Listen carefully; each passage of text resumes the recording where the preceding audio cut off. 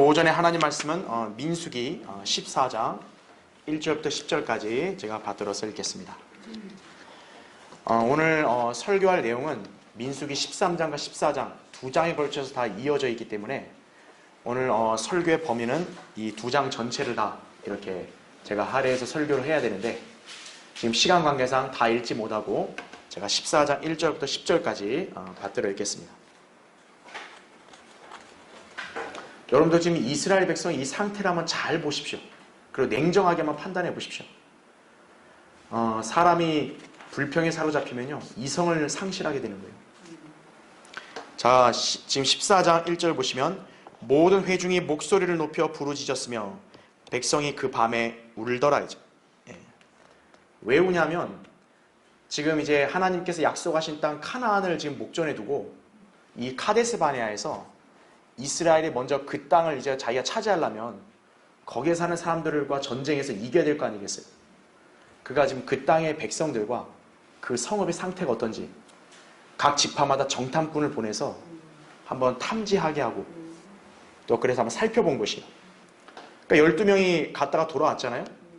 근데 10명이 그 땅의 그 거민들 등치도 큰 거인들이고 성읍 튼튼하고 가면 우리 그냥 죽는 거다. 이 말을 들었고 2명의 그 선한 보고를 한 사람들 아니다. 하나님께서 저 땅을 우리에게 주신다. 우린 저들을 얼마든지 이길 수 있다. 저 땅은 진짜 너무나 좋은 땅이다. 하나님 말씀한 대로 그렇게 했는데 백성들은 누구의 보고를 더 신뢰하는 거예요?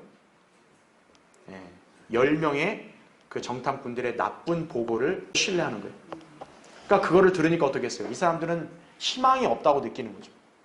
이제 우리 죽었구나. 끝장이구나. 그러니까 지금 이렇게 통곡하는 거예요. 근데 보세요. 2절.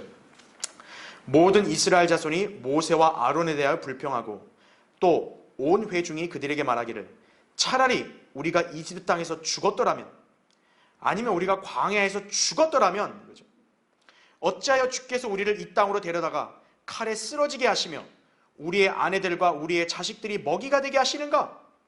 우리가 이집트로 돌아가는 것이 더 낫지 아니하냐? 하고 그들이 서로 말하기를 우리가 한 대장을 세워서 이집트로 돌아가자 하더라 이거죠. 그러자 모세와 아론이 이스라엘 자손의 온 회중의 집회 앞에 엎드리더라. 그 땅을 탐지한 자들 중에서 눈의 아들 여호수아와 여푼네 아들 칼렙이 그들의 옷을 찢고 이스라엘 자손의 모든 회중에게 일러 말하기를 우리가 탐지하러 다녀본 땅은 아주 좋은 땅이라. 만일 주께서 우리를 기뻐하시면 그가 우리를 이 땅으로 데려다가 그것을 우리에게 주시리니 곧 젖과 꿀이 흐르는 땅이라. 오직 너희는 주를 거역하지 말며 또한 너희는 그 땅의 백성을 두려워하지 말라. 그들은 우리의 밥이요 그들의 보호자는 그들에게서 떠났으나 주께서는 우리와 함께 계시니 그들을 두려워 말라 하니라 이거죠.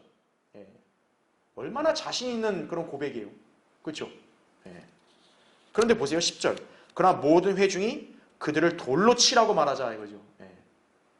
주의 영광이 회중의 성막에서 이스라엘 모든 자손에게 나타났더라 이거죠.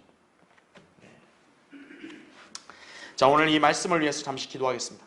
자, 오늘 제목은요 불평하는 자 망하리라 이 제목으로 말씀을 전하도록 하겠습니다. 여러분 이스라엘 백성이 광야 생활하는 사람들 대다수가 다 광야에서 죽었거든요.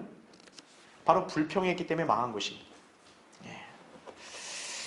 인간의 나쁜 습관 중에 하나는 항상 타인을 보면서 자신과 비교하려는 습성입니다.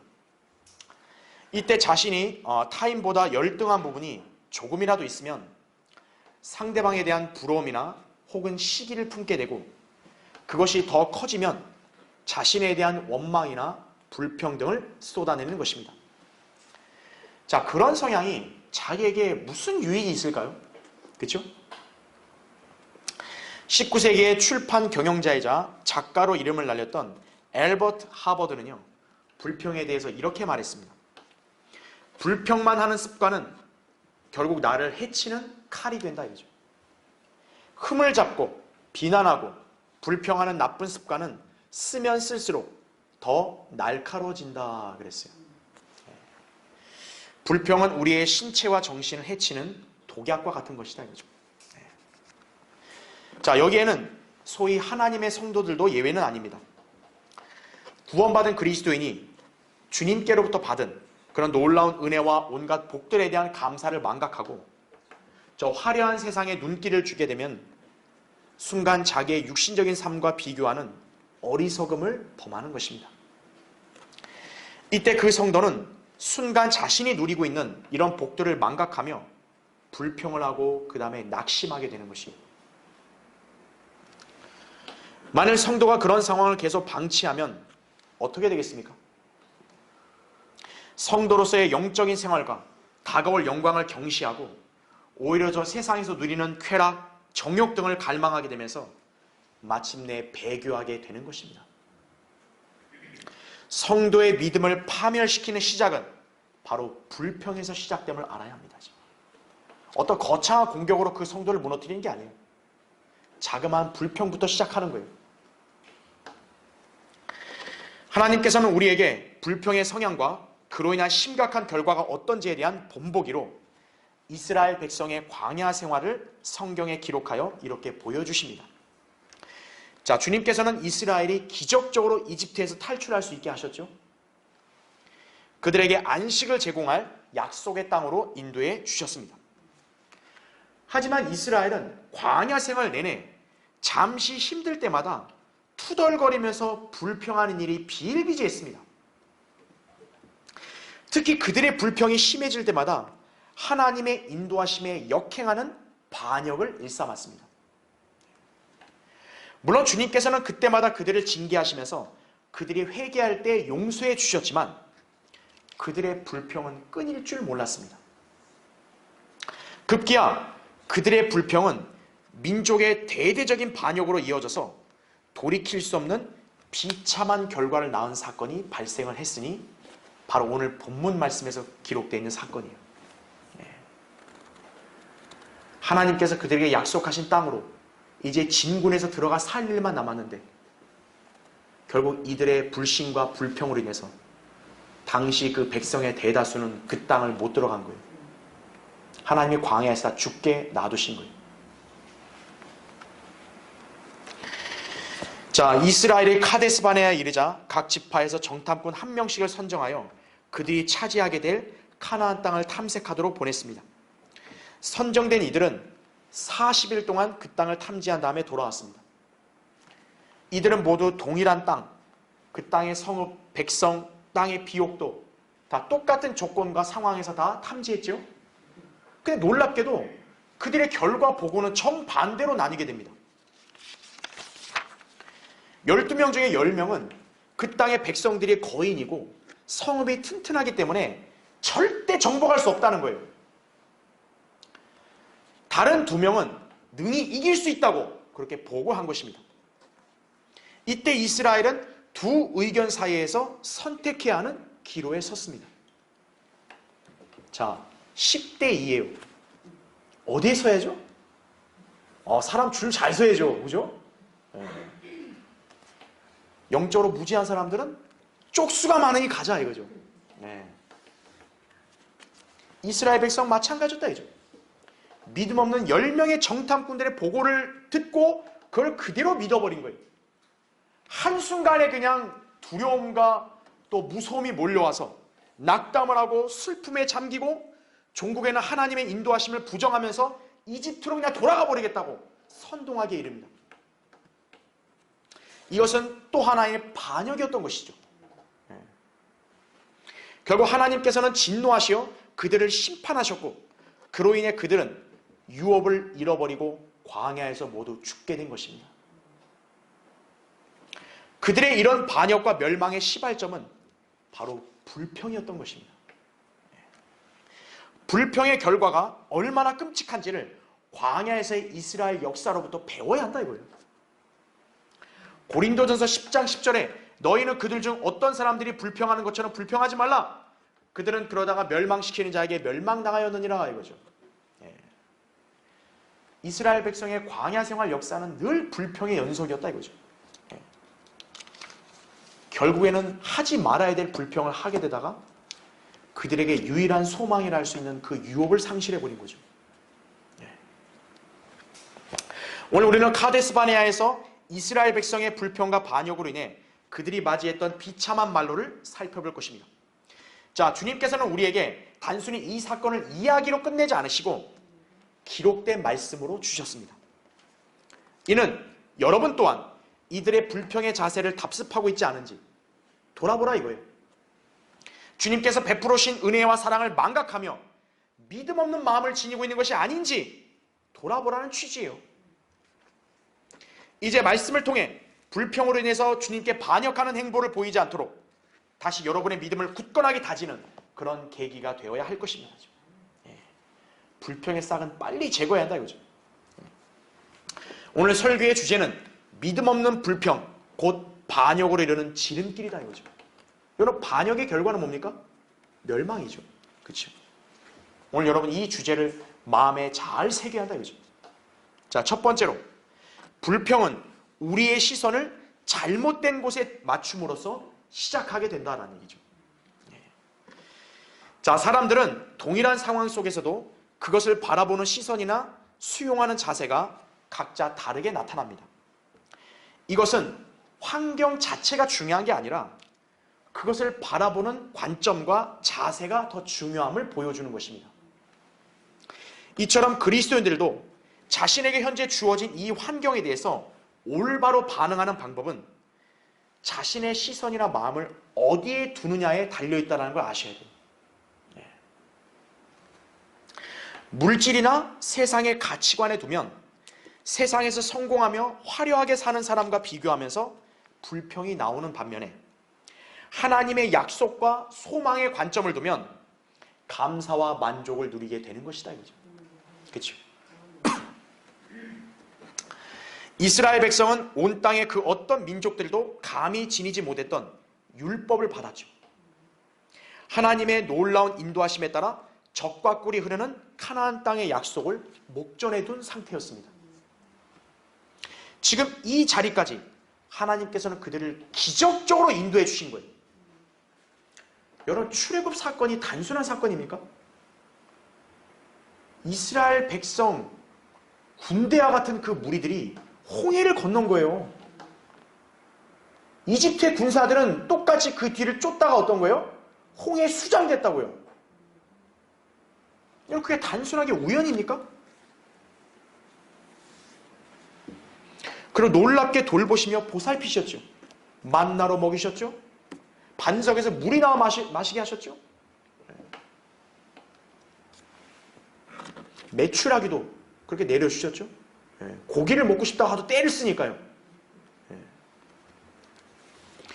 그들은 실제로 하나님의 섭리적인 손길을 경험했던 것입니다.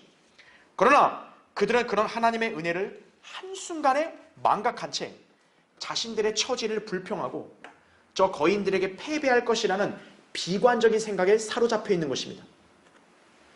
그들의 문제는 무엇이었습니까?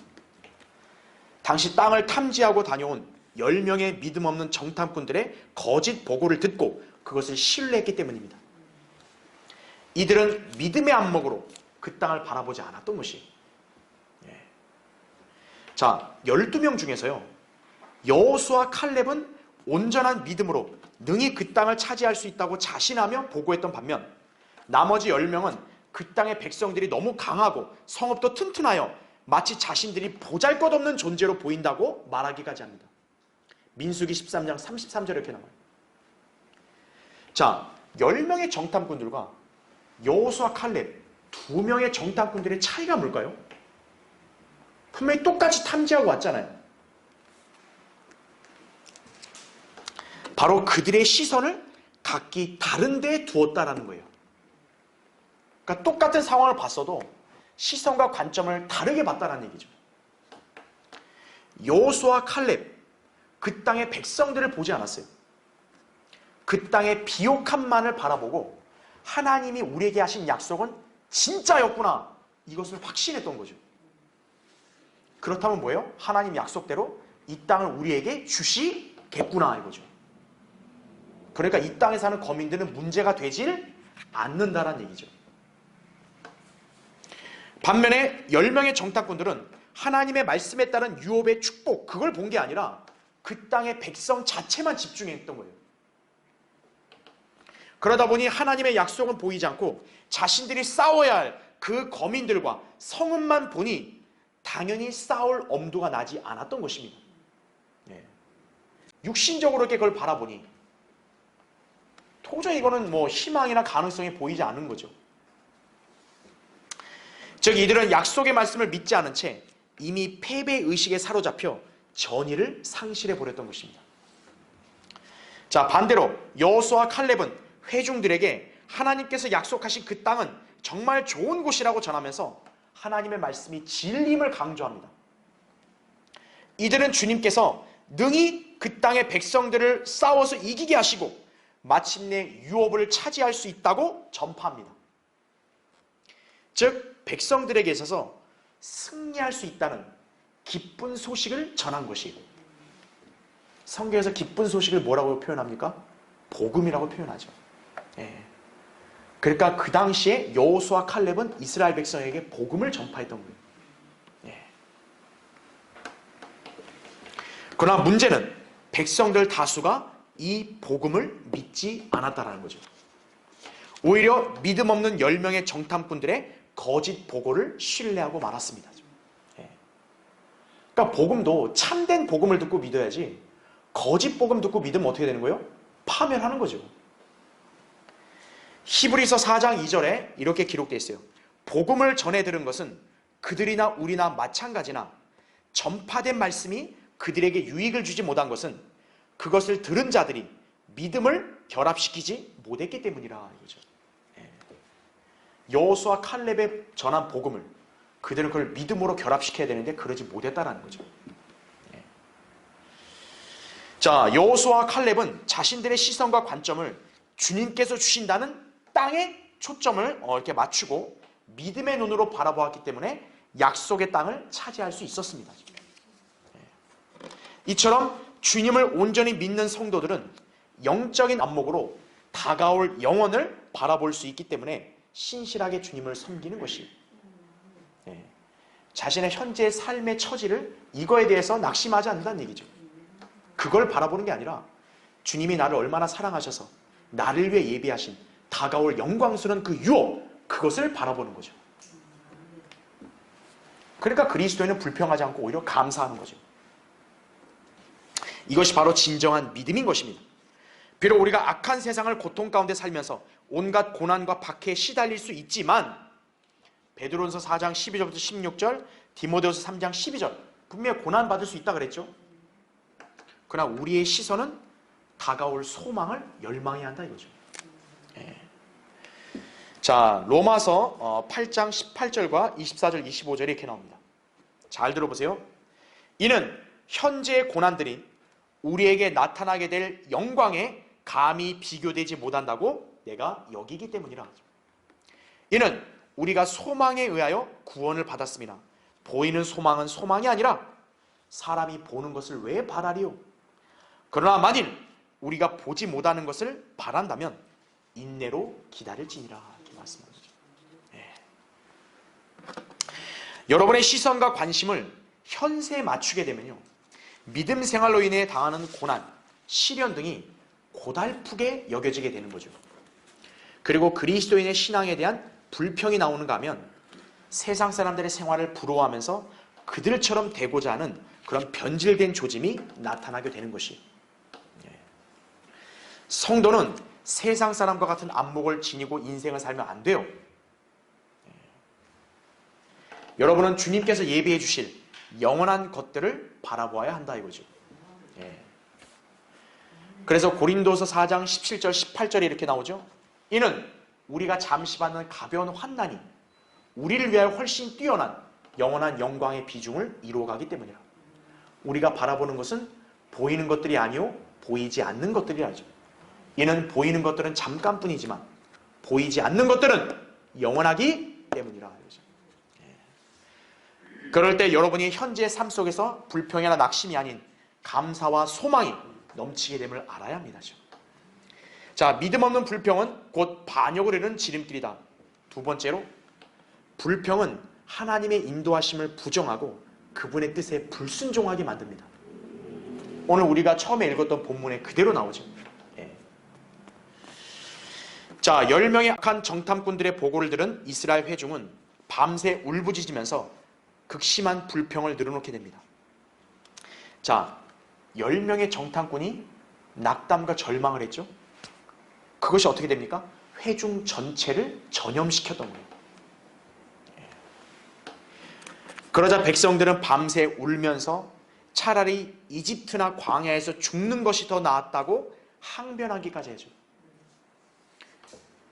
그리고 이들은 주님께서 자신들을 미워하신다고 볼멘 소리를 해댔어요.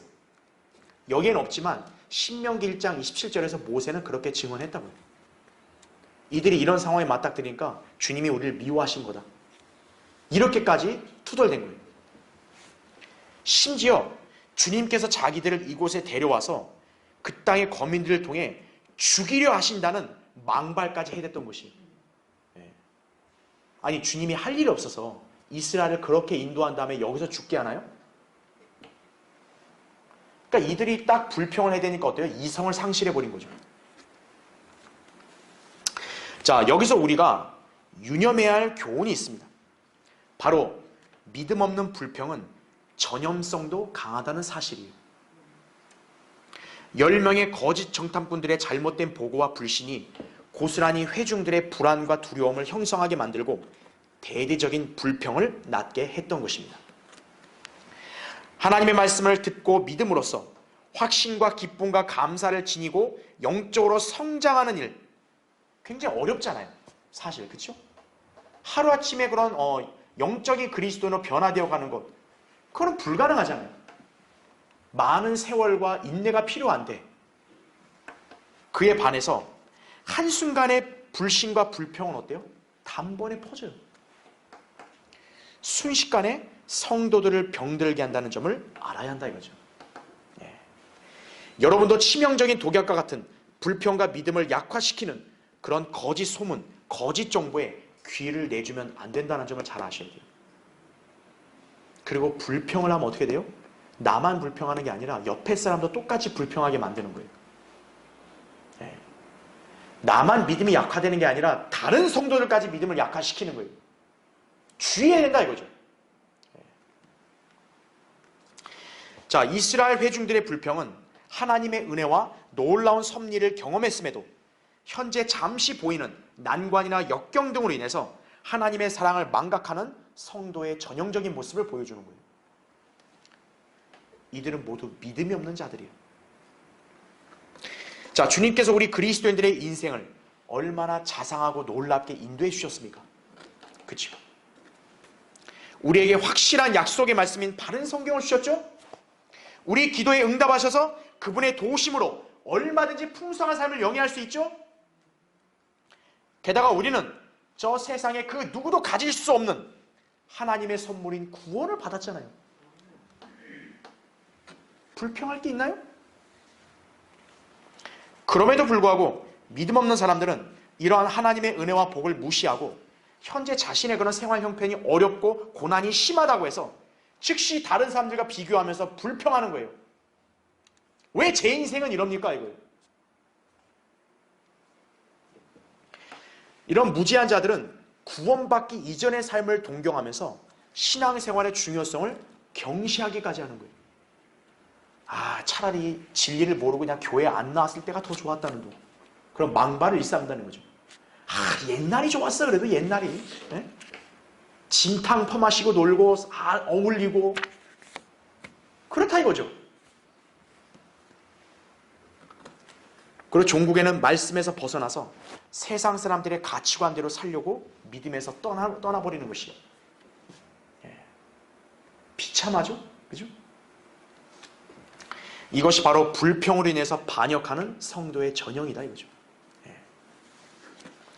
자, 그런데 우리가 알아야 할 것은 과연 우리가 주님을 알기 이전에 세상에서 살았던 삶이 진정으로 행복했느냐는 거예요. 우리가 냉철하게 우리 자신의 양심에다가 물어봐야 된다고요.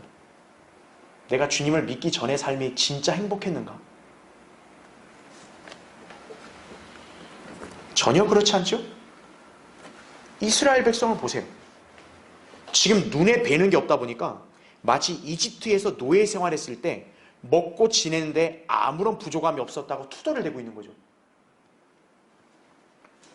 자, 만일 그랬다면 그들이 하나님께 왜 부르짖었죠? 우리 이집트 노예에서 왜 구원해달라고 왜 부르짖었냐고요, 그러면. 그 이집트 생활이 차라리 나았다면. 그렇죠? 이처럼 불평은 인간을 속이는 독약이기도 함을 알아야 되는 것이. 여러분도 때때로 세상의 다른 사람들을 동경하면서 불평하려고 할 때 어느 순간 자신이 구원받기 이전에 세상에서 살았던 삶에 대해서 좋게 생각하려는 경향이 생길 수 있어요.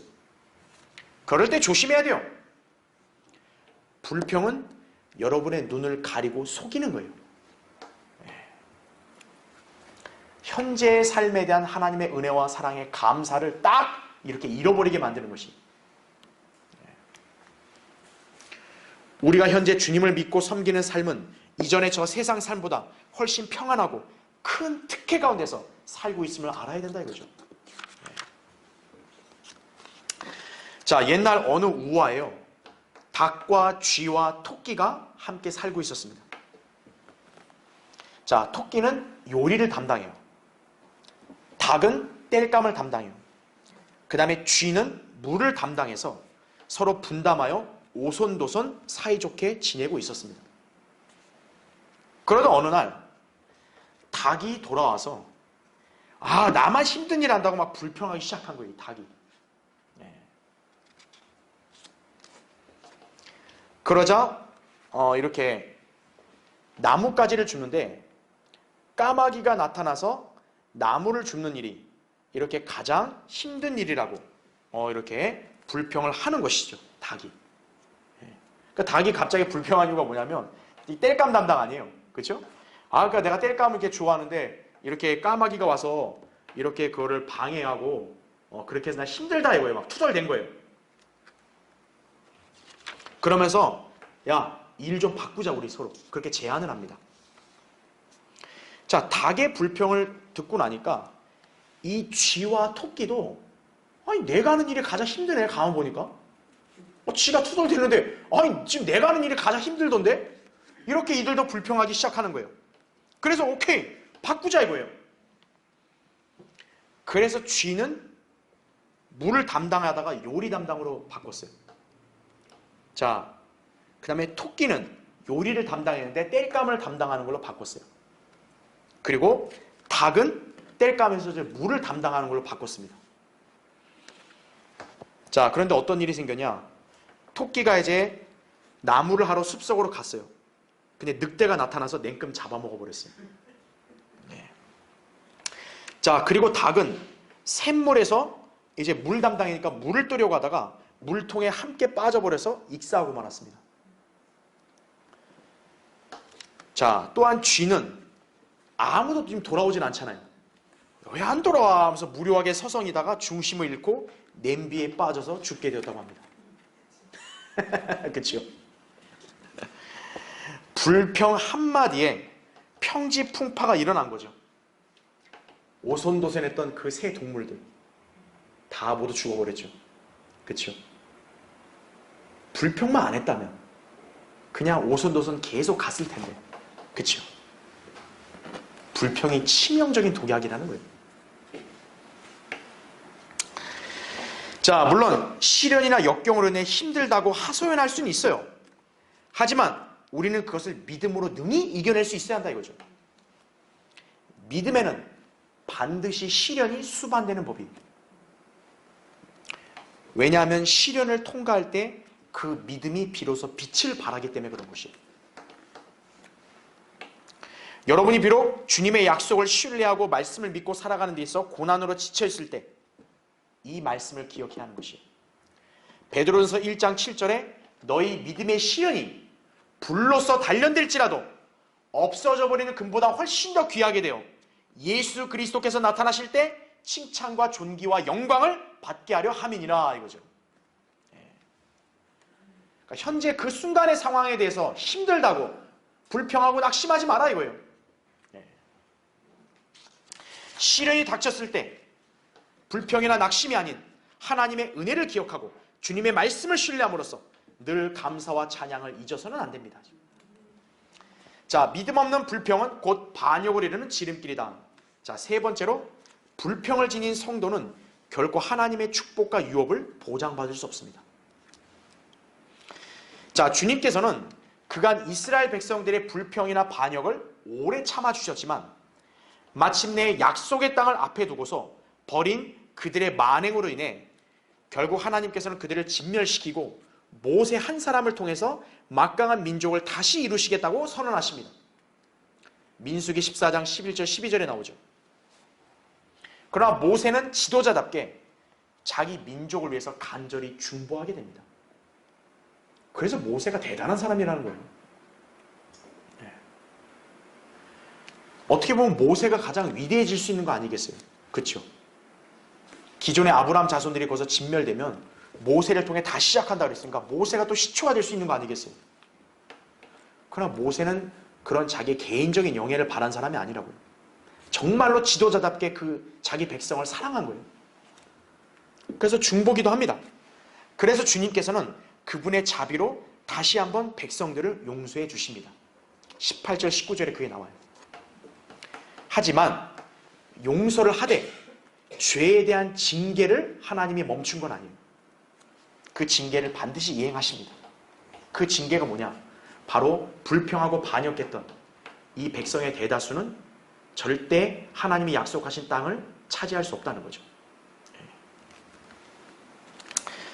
자, 무엇보다 악한 보고를 한 10명의 정탐꾼들 하나님이 다 죽여버리십니다. 37절에 그 내용이 나와요. 그리고 그들의 보고만을 듣고 불평하면서 주님을 거역했던 사람들은 약속의 유업을 상실하게 됩니다. 자, 이때 주님께서는 그들이 땅을 탐지한 날수가 40일이었잖아요. 그래서 하루를 1년으로 환산을 해서 40년 동안 광야 생활에서 방황하게 할 것이라고 말씀하셨습니다. 32절, 34절에 나오죠. 물론 20세 이하의 어린 세대들을 중심으로 이제 약속의 땅을 유업으로 주심으로써 하나님께서는 신실하게 약속을 이행하시죠. 그러나 불평으로 대적한 이스라엘 온 회중은 그 눈앞에 땅을 두고 40년 동안 광야에서 방황하며 생활해야 되는 심판을 감당해야 했던 것입니다. 목전에 두고 하나님이 40년간 뺑뺑이 돌린 거예요. 그 다음에 바로 거기서 그냥 죽게 놔두신 거예요. 한순간의 불평으로 그들은 이 귀한 그 민족 전체에서 가장 소망이 되는 그 유업과 축복을 상실해버린 거예요. 자, 불평을 일삼았던 백성들, 하나님께서 마련하신 유업을 거의 차지할 수 있었는데 순간의 불평과 반역으로 인해서 한순간에 잃어버리게 되었습니다. 이들은 한마디로 믿음이 없는 완악한 자들이었던 것입니다. 자, 성경은 이런 자들을 교훈으로 삼아서 훗날 그들의 후손들인 유대인들이 그들처럼 되지 말라고 그렇게 경고하신 것입니다. 자, 한번 찾아볼까요? 히브리서 3장 한번 보세요. 거기 3장 15절 볼게요. 말씀에 이른 바와 같이 오늘 너희가 그의 음성을 듣거든 경노의 때와 같이 너희 마음을 완악하게 하지 말라 하셨으니 이는 어떤 자들이 말씀을 들을 때에 경노케 하였습니다. 그러나 모세에 의하여 이집트에서 나온 모든 사람이 그러한 것은 아니었느니라 이렇게 나오죠. 여호수아나 칼렙이 다 이들처럼 이렇게 완악하게 불평하고 이런 거 아니잖아요. 그렇죠? 네. 자, 17절 또 하나님께서 40년 동안 누구에게 노여워하셨느냐? 범죄하여 그들의 시체가 광야에 쓰러진 자들에게가 아니냐 이거죠. 바로 이들이 불평했던 자들인 거죠. 18절 또 하나님께서 누구에게 맹세하시어 그의 안식에 들어오지 못하리라고 하셨느냐? 믿지 아니한 자들에게 하신 것이 아니냐 이거죠. 그러므로 우리가 보건대 그들이 들어가지 못한 것은 믿음이 없었기 때문이니라 이렇게 말씀하는 거죠. 그렇죠? 그래서 여러분 거기 4장 1절도 한번 보세요. 그러므로 그의 안식에 들어갈 한 약속이 우리에게 남아있는 이상 너희 중에 혹 그것에 이르지 못할 자가 있을까 두려워해야 하리라 이죠. 복음을 전해드는 것은 그들이나 우리나 마찬가지나 전파된 말씀이 그들에게 유익을 주지 못한 것은 그것을 들은 자들이 믿음을 결합시키지 못했기 때문이니라 이렇게 말씀하는 거죠. 자, 히브리서가 뭡니까? 히브리서는 바로 마지막 때를 사는 히브리인들에게 주시는 말씀인 거예요. 이 히브리인들에게 있어서 광야 생활의 이스라엘 백성은 그들의 조상들이죠. 지금 하나님께서는 이제 장차 대환란을 통과하게 될 유대인들에게 바로 경고를 한 거예요. 그러니까 대환란을 거쳐가는 유대인들도 이 광야 생활의 이스라엘 백성처럼 믿음과 행위를 끝까지 지켜야만 안식의 땅에 들어갈 수 있다는 얘기죠. 그래서 바로 광야 생활은 어떤 거예요? 교리적으로 대환란을 예표하는 거예요. 그리고 광야 생활을 거치고 이제 안식의 땅, 카나안 땅에 들어간 이스라엘 백성들, 그리고 여호수아 칼렙 있죠.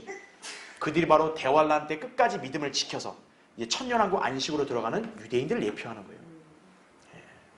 그건 이제 교리적으로 잘 구분할 수 있어야죠, 그렇죠? 자, 선한 보고를 했던 여호수아 칼렙에 대해서는 그들이 안식의 땅에 들어가 유업을 차지할 것이라고 말씀하시죠. 그들은 하나님의 말씀을 온전히 믿음으로써 그 약속의 땅을 정복할 수 있다고 백성들에게 전파했다 이거죠. 방금 우리가 4장 2절에 읽었던 복음이었던 거죠. 이들은 하나님의 약속을 절대적으로 신뢰함으로써 승리에 대한 믿음의 확신이 있었던 것이다 이거죠. 하나님께서는 이들에게 유업을 주실 것을 다시 한번 확정하신다 이거죠. 아까 우리 민수기 14장 24절에 이렇게 나와요.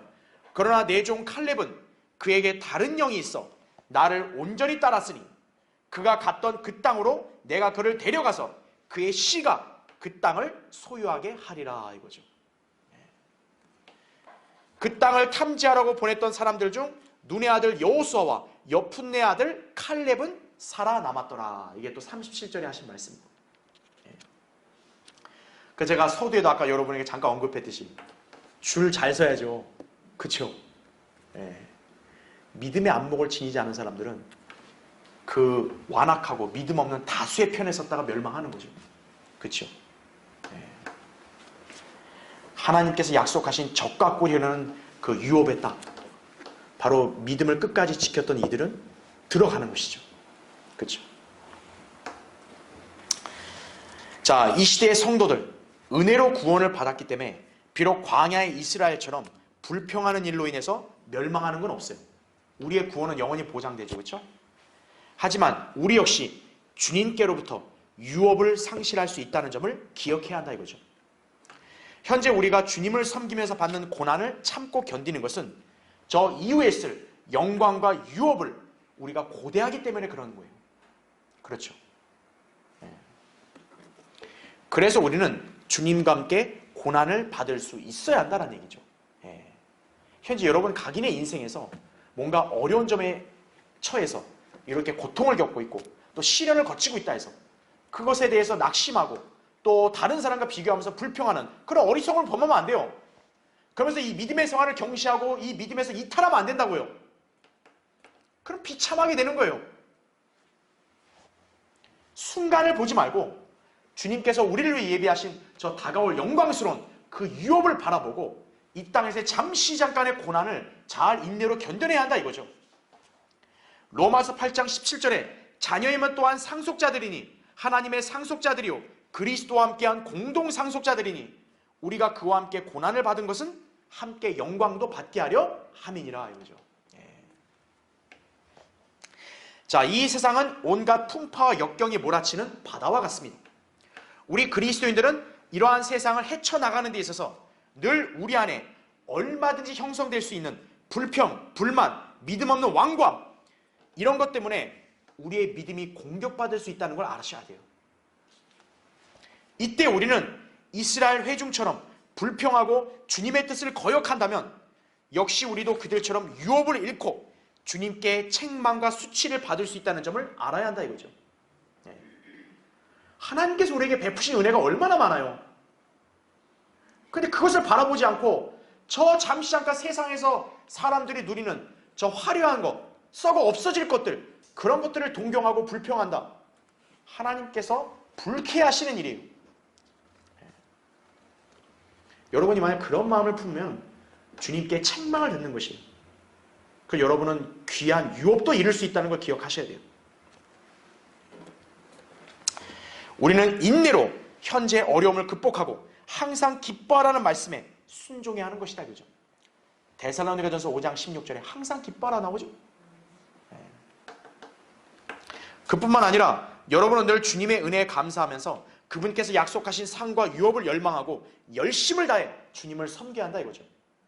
골로새서 3장 24절에 이는 너희가 유업의 상을 주께로부터 받을 줄 알미니 너희가 주 그리스도를 섬기고 있음이라 이거죠. 비록 그 일은 힘들지만 인내로 견디면 상이 있다 이거죠. 디모데후서 2장 12절에 나온 대로. 그렇죠? 이러한 유업의 약속이 여러분 각자에게 실현될 수 있도록 자신의 믿음을 갉아먹는 불평을 제거해야 합니다. 그래야 우리는 이루어 놓은 것들을 잃지 아니하고 온전한 상을 받을 수 있게 되는 것임을 알아야 합니다. 요한이서 1장 8절에 있는 대로. 그렇죠? 자, 이제 결론을 맺겠습니다. 어떤 부인이 하루는 14살 된 자기 딸아이가 저녁 식사 자리에서 계속 불평하는 모습을 보고 뭔가 강력한 조치를 취해야겠다고 다짐하게 되었다고 합니다. 그는 자기가 소녀였을 때 2차 세계대전 동안 먹었던 음식들로 메뉴를 짜서 식탁을 차려주는 것이에요. 왜? 음식에 대해서 불평을 하니까. 여러분 전쟁 기간에 먹었던 거 얼마나 그거 진짜 빈약하겠어요. 식탁에는 일주일간의 식량으로 14온스의 고기와 달걀 3개, 3파운드 감자, 그리고 치즈 2온스가 전부였고 일요일 저녁에는 빵과 버터, 삶은 달걀만 차려주었다 그래요. 그러니까 좀 우리나라 사정에 맞는다면 그냥 밥이나 김치만 좀 준 거죠. 그리고 일주일 동안 딱 달걀은 2개만. 그렇게 차려줬더니 어때요? 딸이 나중에 엄마 좋은 교훈이 되었어요. 다시는 불평하지 않을게요. 이렇게 대답했다 그래요. 불평하면 망한다 이거예요. 그걸 교훈으로 알려주는 거죠. 그렇죠? 자, 하나님께서는 오늘날 우리에게 신약 성경만이 아니라 구약 성경까지 기록해서 주셨습니다. 이는 구약 시대의 사건을 우리의 본보기로 삼아서 교훈을 받고 위로를 얻게 하기 위해서입니다. 로마서 15장 4절에 나오죠. 해 아래 새 것은 없다는 성경의 진리에 따라서 구약 성도들의 행보를 오늘날 우리도 여전히 밟을 수 있음을 유의해야 돼요.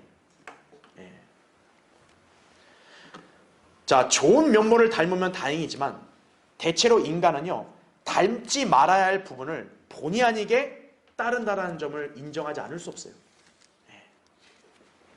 그렇게 주님께서는 오늘 본문 말씀을 우리에게 주심으로써 경각심을 심어주는 것이, 우리는 그들처럼 불평하지 말아야 한다 이거죠. 믿음 없는 완악함을 지니지 말아야 한다 이거죠. 하나님의 뜻을 역행하고 대적하면 안 된다 이거죠. 사람들의 욕심은 한도 끝도 없어요. 당장의 상황에 대해서 불평하면서 이보다 좀 나아지면 더 이상 바랄 게 없다고 그렇게 누구나 다 얘기하잖아요. 아, 나 여기서 조금만 더 좋아지면 주님처럼 불평하지 않고 늘 감사하며 산다고. 근데 하나님께서 그렇게 환경을 좋아지게 해주시면 어떤 거예요? 이제는 자기보다 더 나은 삶을 사는 타인과 비교하면서 또 불평을 일삼게 되는 거죠. 인간의 안 좋은 습성이에요. 우리는 하나님의 자녀죠. 영생을 선물로 받았죠. 장차 받을 유업이 예비되어 있죠. 현세에서 주님의 인도하심으로 누구보다 화평을 지니며 살고 있죠. 그리스도인들만의 특권이에요. 근데 그런 놀라운 특권은 안 보이는 거예요. 자잘한 것만 보이는 거죠.